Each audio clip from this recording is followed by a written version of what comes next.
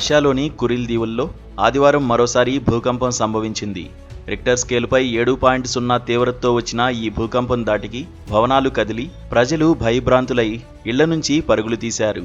Russia అత్యవసర సేవల మంత్రిత్వ శాఖ సునామీ హెచ్చరికలు జారీ చేసినప్పటికీ ప్రాణ ఆస్తి నష్టం గురించి ఇంకా స్పష్టమైన సమాచారం అందలేదు. ఈ ఘటన కేవలం రష్యాకే పరిమితం కాలేదు. జపాన్, హవాయి, ఫ్రెంచి పాలినేషియా వంటి పసిఫిక్ తీర ప్రాంతాలను సునామీ భయం వెంటాడింది. Офигеть!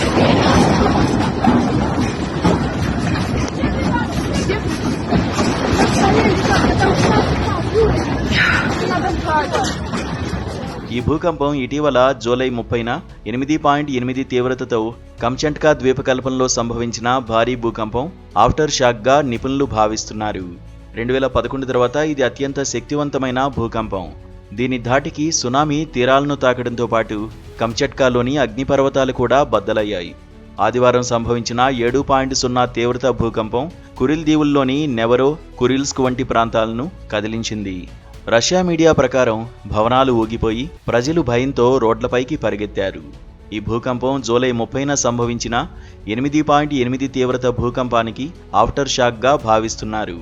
ఇది పసిఫిక్ రింగ్ ఆఫ్ ఫైర్లోని కురిల్, కమ్చట్కా సబ్డక్షన్ జోన్లో జరిగింది. ఆ భూకంపం 500 కిలోమీటర్ల పొడవైన ఫాల్ట్ జోన్ను చీల్చి 5 నుంచి 12 మీటర్ల స్థానభ్రంశాన్ని కలిగించింది. సెవరో, కురిల్స్కోలో 5 మీటర్ల ఎత్తైన సునామీ అలలు ఓడరేవును, చేపల ప్రాసెసింగ్ ఫ్యాక్టరీని ముంచెత్తాయి. ఓడలు కొట్టుకుపోయాయి.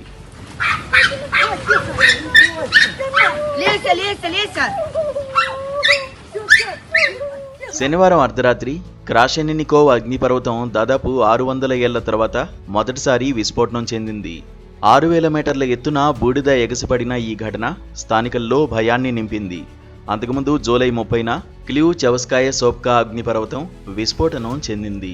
దాని పశ్చిమ వాలుపై లావా ప్రవహించింది. ఈ అగ్నిపర్వతం యూరేషియాలోనే అత్యంత చురుకైన, ఎత్తైన వాటిలో ఒకటి. దీని విస్ఫోటనం భూకంపంతో నేరుగా సంబంధం లేనప్పటికీ ఇటీవలి రోజుల్లో దాని క్రియాశీలత పెరిగిందని రష్యన్ జియోఫిజికల్ సర్వే తెలిపింది. లావా ప్రవాహం, ఆకాశంలో బూడిద మేఘాలు ఇవన్నీ చూస్తుంటే భూమి కోపంతో ఊగిసలాడుతోందనిపించింది అని స్థానికుడు ఒకరు తెలిపారు. సెవరో, కురిల్స్కోలో దాదాపు 2700 మందిని సురక్షిత ప్రాంతాలకు తరలించారు. జపాన్లో 20 లక్షల మందికి పైగా ఖాళీ చేయమని ఆదేశాలు జారీ అయ్యాయి.